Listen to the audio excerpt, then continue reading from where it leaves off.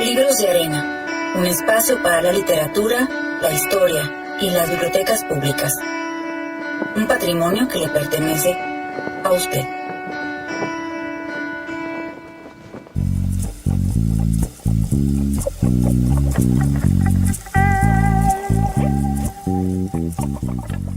Hola, ¿qué tal? Le doy la bienvenida al espacio radial dedicado al placer de la lectura y a las bibliotecas públicas. Ellas son un patrimonio que le pertenece. Haga uso de ellas. Mi nombre es Mercedes Luna y transmitimos para usted desde la capital de Coahuila. Hoy disfrutaremos, como siempre, de las colaboraciones permanentes a cargo de San Juanita Torres y Jesús Guerra. Nos recomiendan libros y autores interesantes para que investigue más acerca de ellos. Y en la sección Libreando, a mediación del programa, es una sección dedicada a escritores, artistas y personalidades relacionadas con el libro. Comparto con usted el oficio en este caso, de Víctor Roberto Carrancá, un narrador mexicano. Él vino a presentar su libro de cuentos, El espejo del solitario, acá en la Feria Internacional del Libro, y está recién publicado bajo el sello de la editorial ficticia. Permanezca atento a mediación del programa porque le voy a dar una razón para que lo haga. Entre otras cosas, describen esta obra de Víctor Roberto Carrancá como la de un coleccionista que recoge caracoles en la playa. En la música nuevamente tendremos a Falls y su primer canción, Inhaler. La escucharemos al finalizar el bloque. Quédese.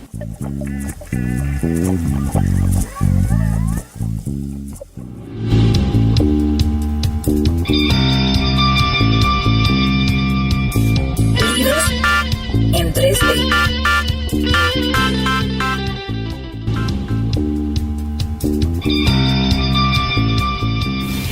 Pues bienvenido a la sección de Jesús Guerra. Y bueno, Jesús, creo que vas a seguir hablando sobre Oscar Wilde. Sí, yo quiero seguir con Wilde. Bueno, es que lo que pasa es que hay tantas cosas que decir de Wilde. Ya hablamos de él, de su obra, de la tragedia de sus últimos años. Recomendé además el libro Oscar Wilde en París, que está en Tusquets, y recomiendo muchísimo que se lea. Pero te digo, hay muchas cosas que comentar sobre Wilde. Ahorita voy a comentar algunas, nada más 4 o 5.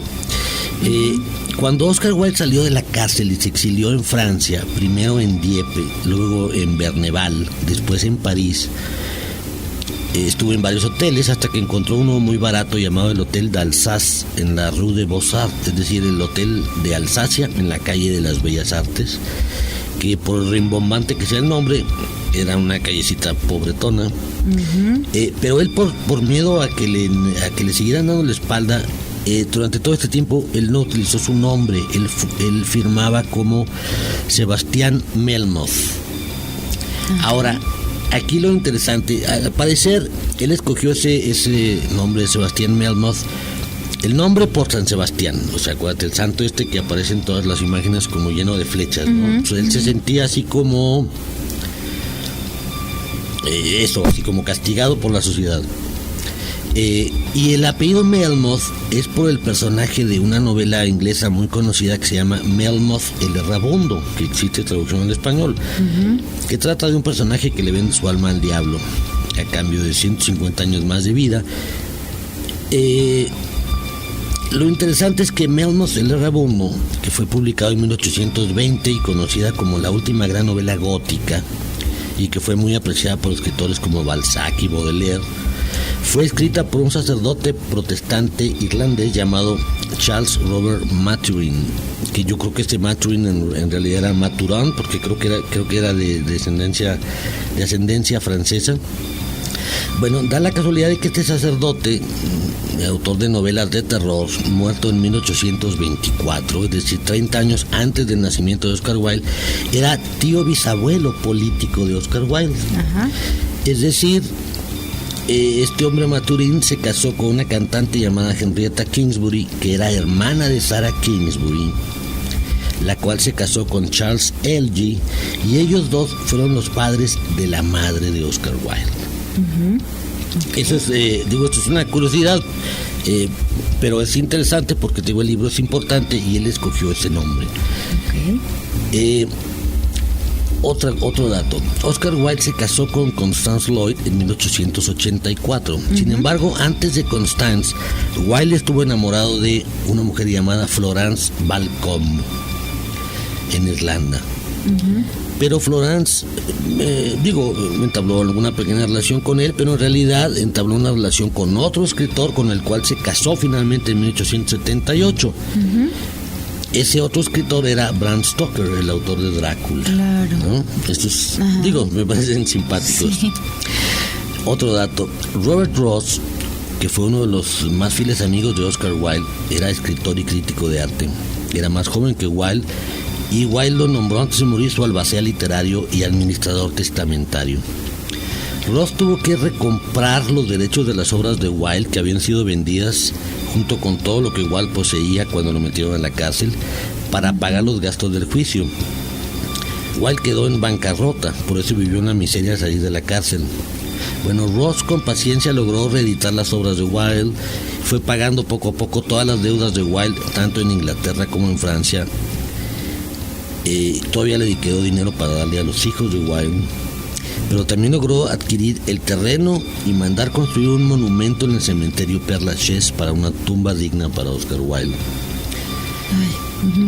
Los restos del escritor fueron trasladados a la tumba que ahora conoce todo el mundo, pero esto fue como 10 años después de la muerte de Oscar Wilde. Es una labor titánica que demuestra un gran afecto, un lazo amoroso, ¿no? Así es. Ahora, lo interesante es que Ross le pidió al escultor, el que hizo el monumento, que dejara un hueco para que ahí enterraran sus propias cenizas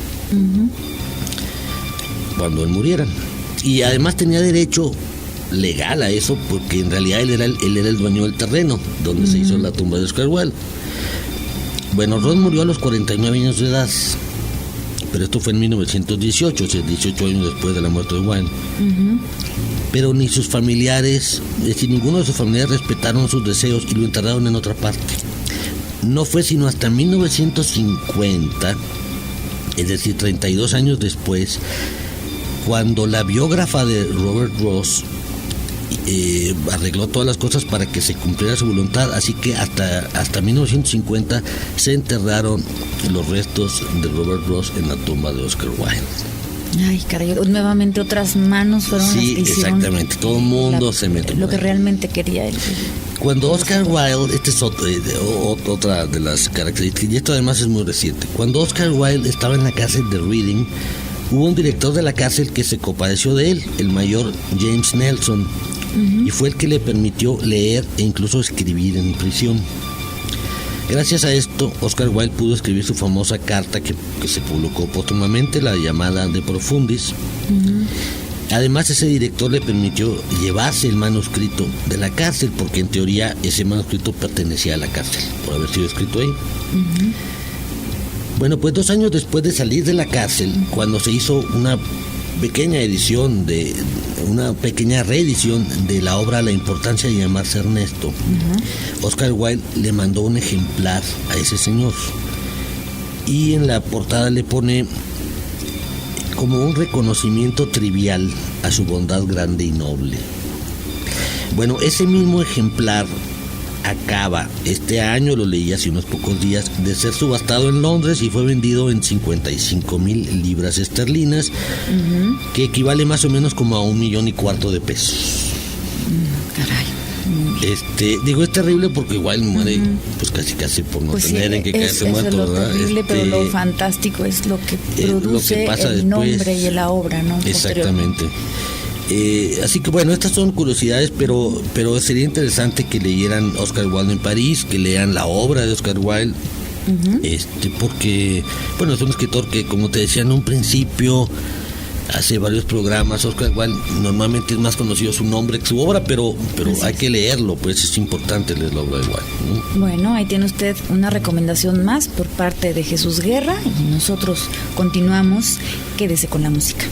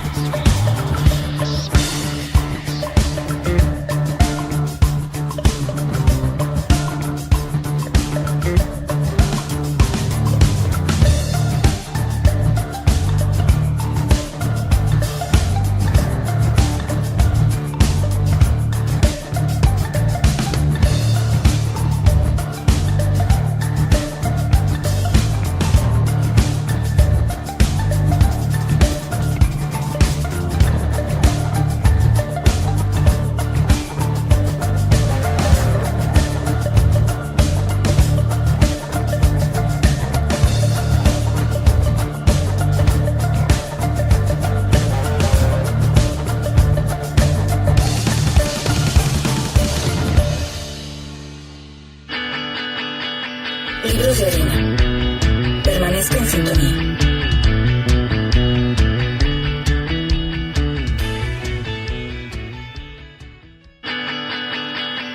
Usted escucha Libros de Arena.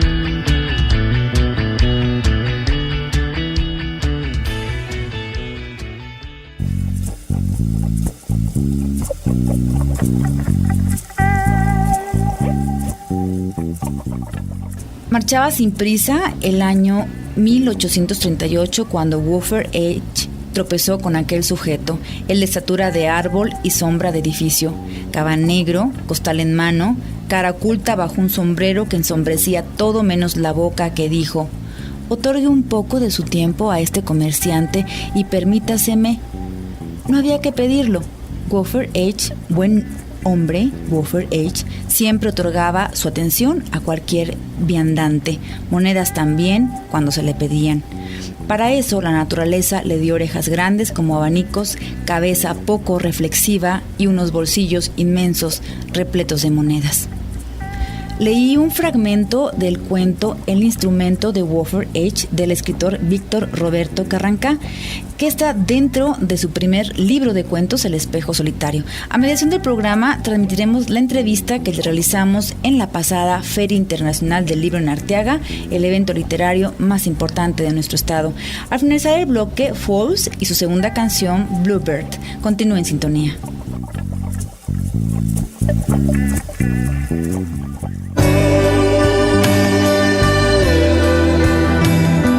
Más allá de los libros.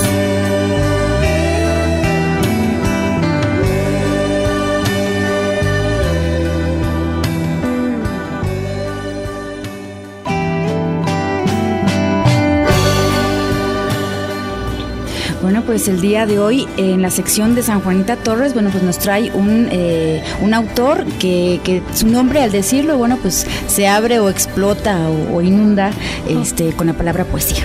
Así es. Y bueno, es uno de los poetas que quiero compartir con ustedes. Ya he compartido en otras ocasiones poetas que seguramente son del agrado de ustedes, pero esta tarde quiero hablarles de Mario Benedetti. Ustedes saben que él era uruguayo. Él nació el 14 de septiembre de 1920 en Paso de los Toros, departamento de Tacuarembó, en Uruguay.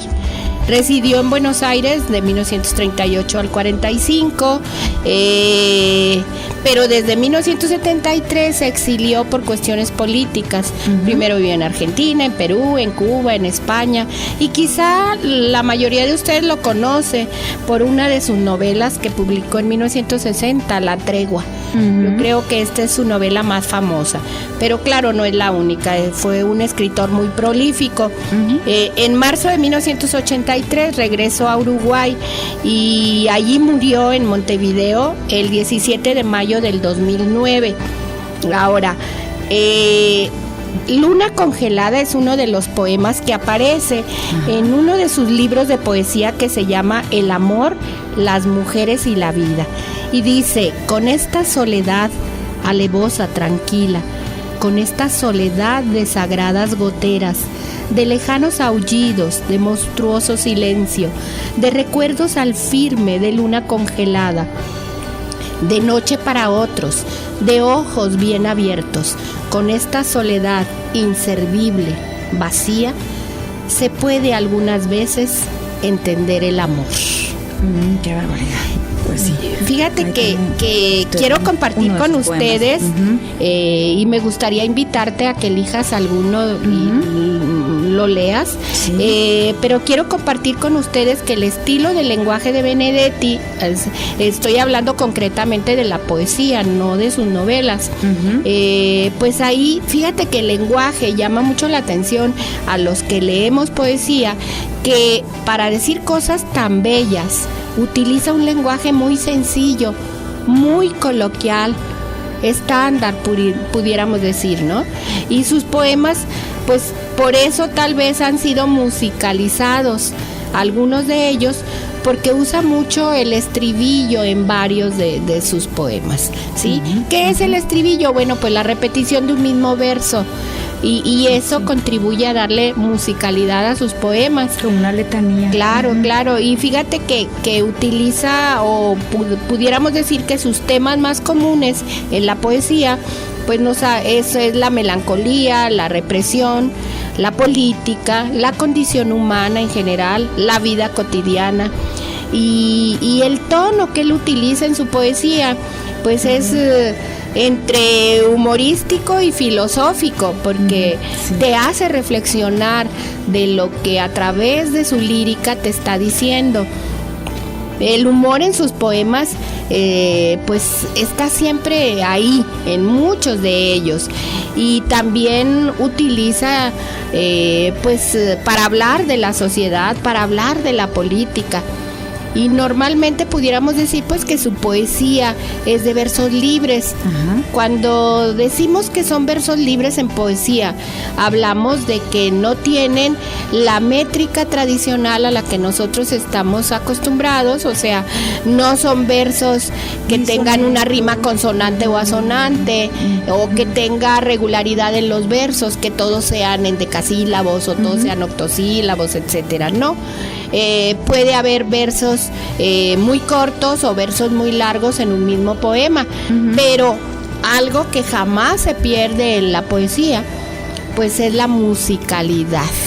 Así Fíjate es. que sí. Ahí es muy marcado en la poesía de Benedetti. Yo quiero invitarte a que leas uno de los poemas de Benedetti, tú que eres poeta, que te gusta la lírica, que la amas, que la entiendes. Entonces te invito a que nos leas esta tarde, que los estoy invitando a que lean la poesía de Benedetti. Quiero invitarte a que terminemos este comentario leyendo tú un poema de Benedetti. Ay, bueno, voy a leer uno que está titulado en inglés, que la verdad no lo había leído antes. Me parece muy, pues me agrada, ¿no? When you are smiling. When you are smiling, ocurre que tu sonrisa es la sobreviviente, la estela que en ti dejó el futuro, la memoria del horror y la esperanza, la huella de tus pasos en el mar, el sabor de la piel y su tristeza. When you are smiling, the whole world, que también vela por su amargura, smiles with you.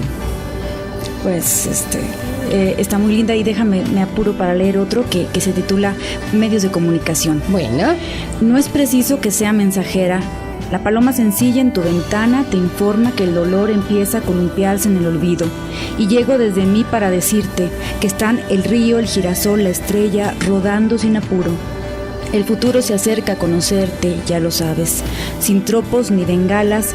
La traducción mejor es boca a boca, en el beso bilingüe van circulando dulces noticias.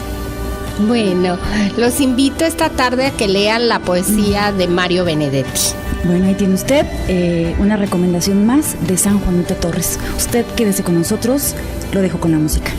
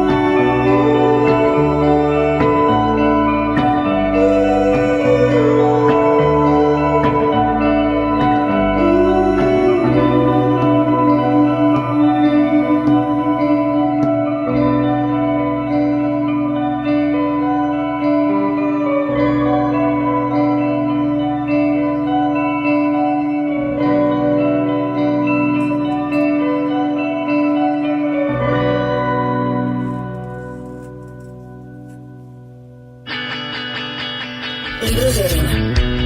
Permanezca en sintonía.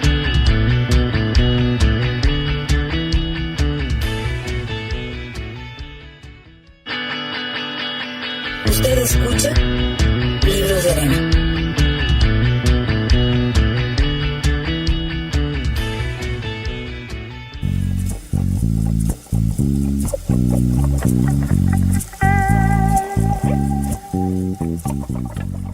Llegamos a la mitad del programa, en la sección Libreando, esta sección destinada para la voz de escritores, artistas y personalidades relacionadas con el libro.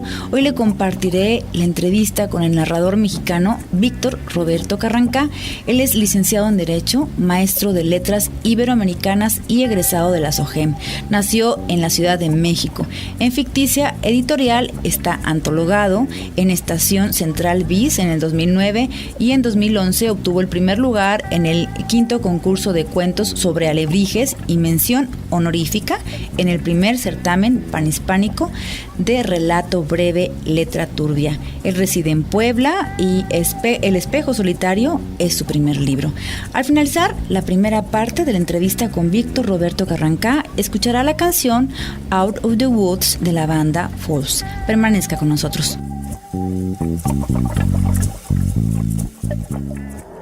A los jardines de Babilonia, vamos, tú sabes, te quise más.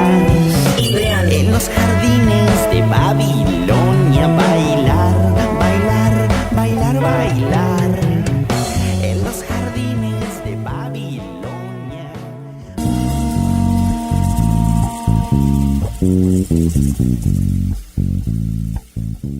Bueno, pues como usted ya sabe, seguimos transmitiendo y compartiendo con ustedes entrevistas realizadas en la Feria Internacional del Libro en Arteaga, aquí en nuestro estado Coahuila. Y hoy tenemos el gusto que nos acompañe Víctor Roberto Carrancá. Es un joven narrador que está ahorita radicando en la ciudad de Puebla y bueno, pues vino a presentarnos el libro El espejo del solitario. ¿Cómo estás, Víctor? Muy bien, pues ahora sí que muy agradecido por estar en la feria y por supuesto aquí también en el programa. Muy bien, bueno, pues aquí Libros de Arena pues está muy contento de, si se puede agregar como un sentimiento al programa, pues se lo adjudicamos, ¿no? Claro. Ok, y ¿nos puedes hablar de este libro que estás presentando, de algún cuento en particular? ¿Qué nos quieres platicar, como que la gente se entere de este libro? Bueno, pues en realidad es un libro dentro de lo que le llaman ahora la temática de literatura fantástica, fantástica.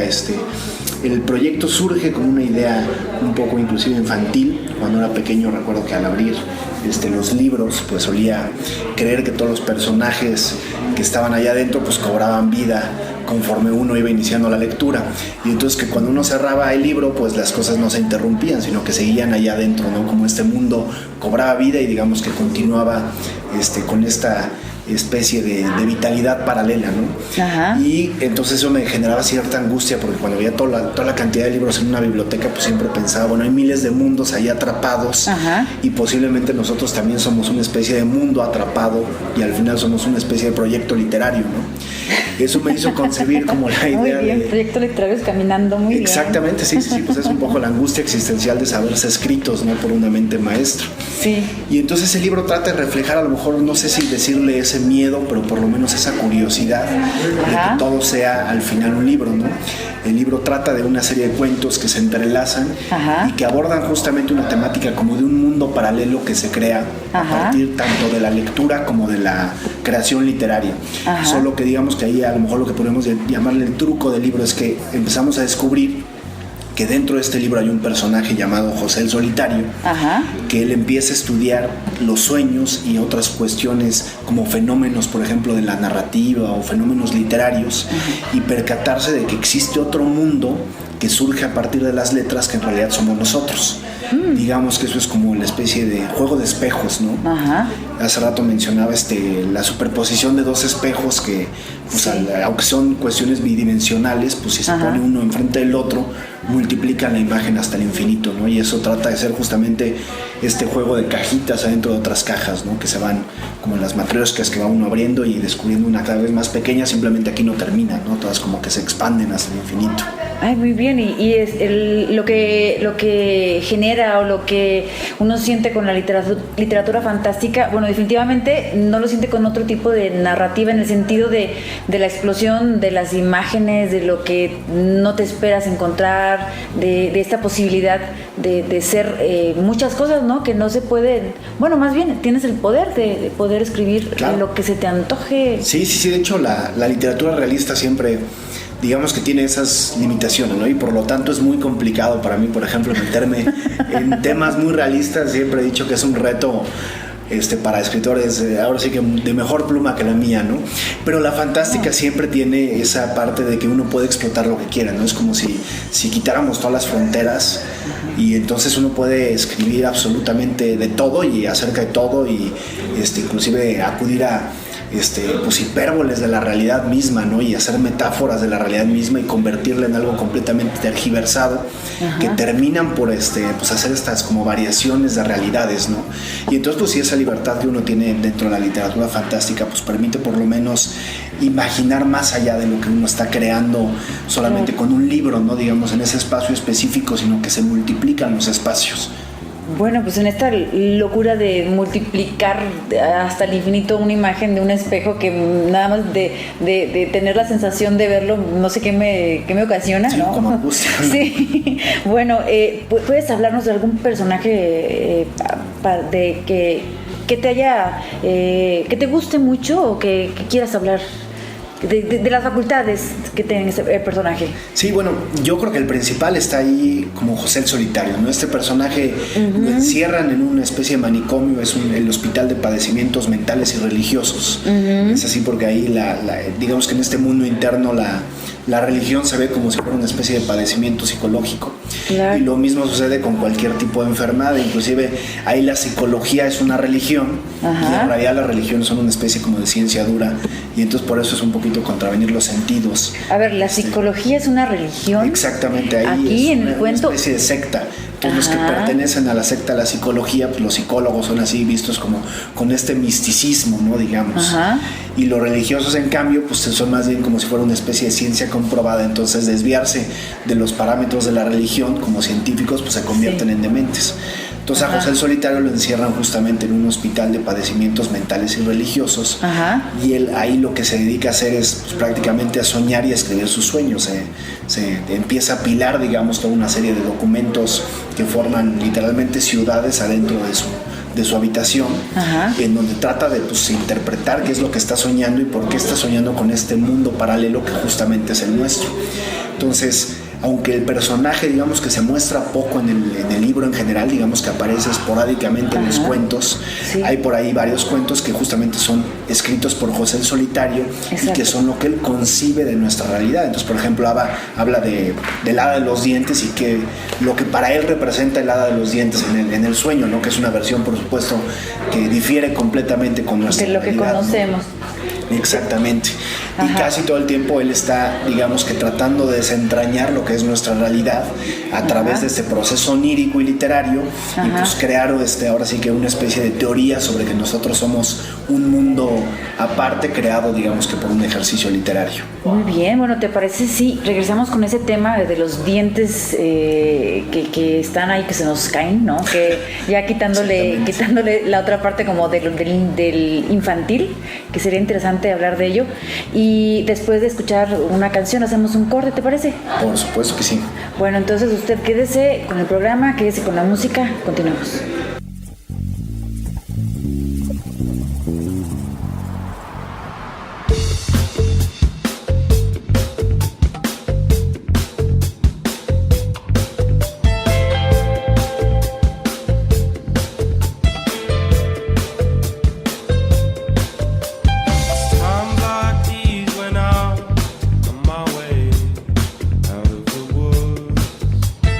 Never felt better than when I'm on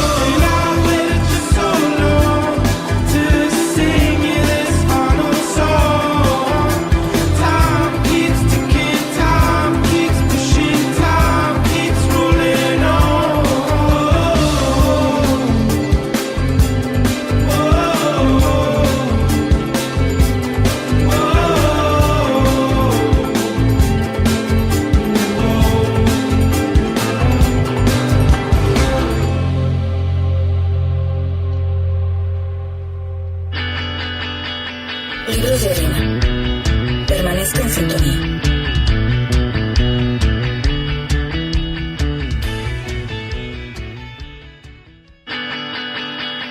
Usted escucha Libros de arena.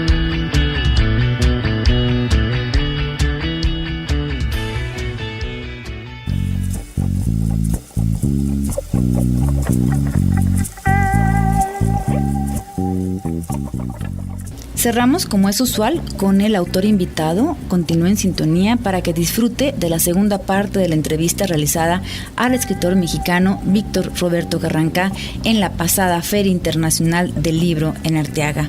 Al finalizar la entrevista, escuchará a Falls y su canción titulada Balloons. Acompáñenos.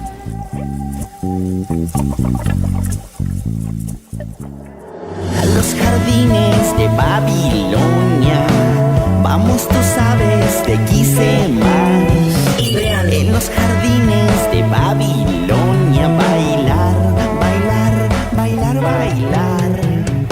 En los jardines de Babilonia.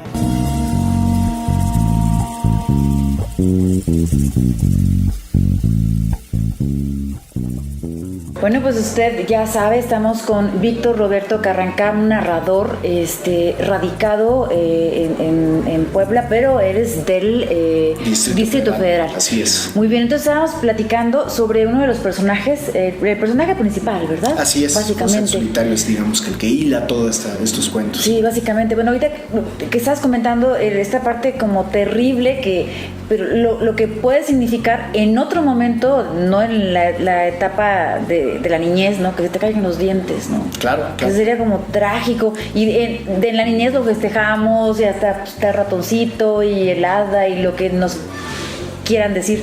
Pero bueno, a partir de esta cosa fantástica y que una buena historia despierta en la gente que te está escuchando mil cosas como de cuánto se nos ocurren.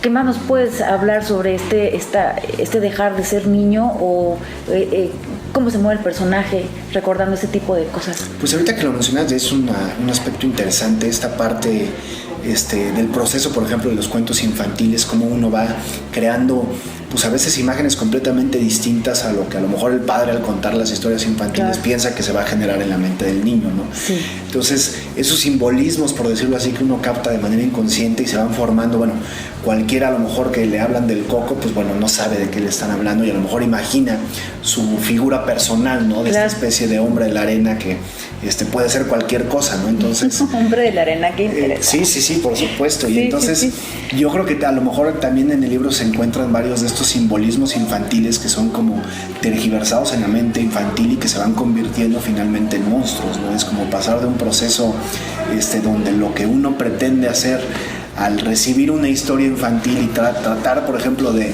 sacar esos conceptos, ¿no? De que el mundo puede convertirse, por ejemplo, como en Alicia en el País de las Maravillas, pues de pronto en algo completamente sin sentido. Pues bueno, también hay ciertos procesos tenebrosos durante esa, digamos, transformación de símbolos, ¿no?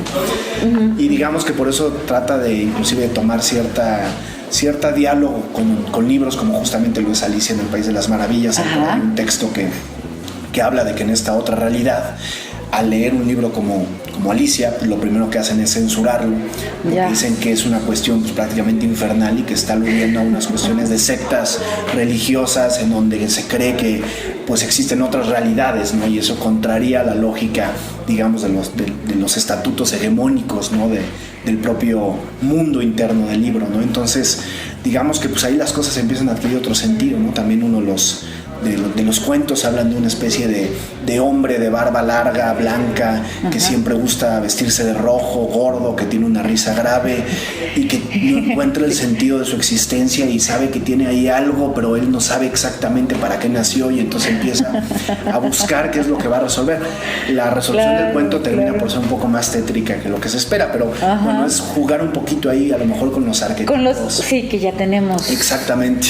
Y darle una vuelta, ¿no? Darle una vuelta y una nueva concepción para crear como esta especie de realidad alternativa. Y es pues justamente lo que hablábamos, ¿no? del juego de espejo, y al final pues uno al verse en esta realidad alternativa pues también trata de como resolver las cuestiones últimas, ¿no? Las verdades últimas de, bueno, ¿y qué es verdad y qué es mentira? ¿Qué es la realidad? ¿Qué es, ahora sí, qué es el sueño? ¿Qué es la vigilia? Y yo creo que estas son como los misterios a lo mejor que se tratan de explorar a través del libro, ¿no? Perfecto, bueno, estamos hablando de la literatura fantástica, del trabajo de Víctor Roberto Carrancá, y pues estamos, como te comentaba, pues contenta yo en lo particular de conocerte, y qué bueno que estás por acá, y pues que no sea la última vez, ¿cómo ves? No, yo encantado de estar aquí, pues ahora sí que, aparte de que todo ha sido espectacular con la feria, es una cosa que en verdad veo admirable el trabajo que se ha hecho aquí, la cantidad de plumas geniales que visitan pues bueno, Saltillo y Arteaga, y bueno, ver este ambiente sobre todo de cultura y literatura, esta difusión tan espectacular, pues la verdad es que es un trabajo admirable, y por eso pues eternamente agradecido, por supuesto. Bueno, pues yo te agradezco que hayas compartido parte de lo que tienes que decir, de tu proceso, de tu trabajo como narrador. Y bueno, pues usted acaba de escuchar a Víctor Roberto Carrancá, narrador mexicano, y pues que puede usted encontrar su libro El espejo del solitario en la editorial Ficticia. Así es, pues muchísimas gracias, Mercedes, y encantado de estar aquí. Perfecto, bueno, usted quédese con nosotros, quédese con la música.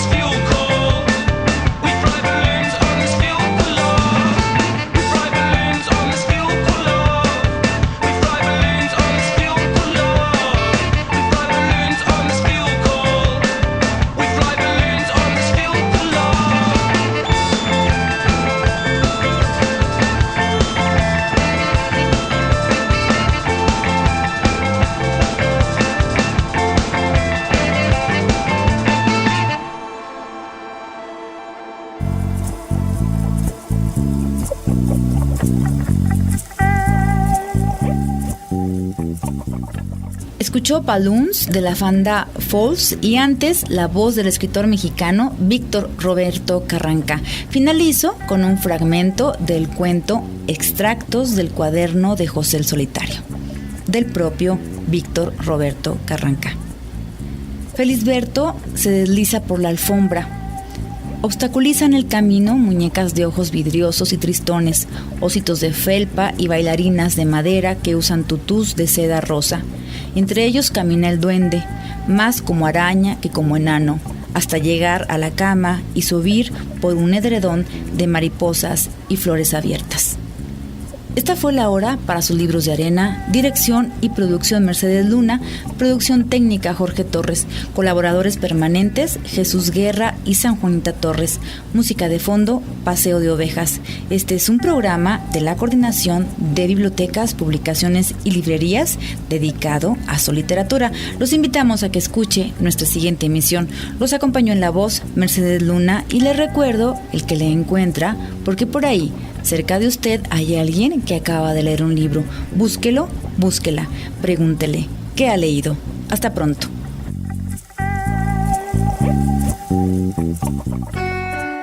Esto fue Libros de Arena, un espacio para la literatura, la historia y las bibliotecas públicas.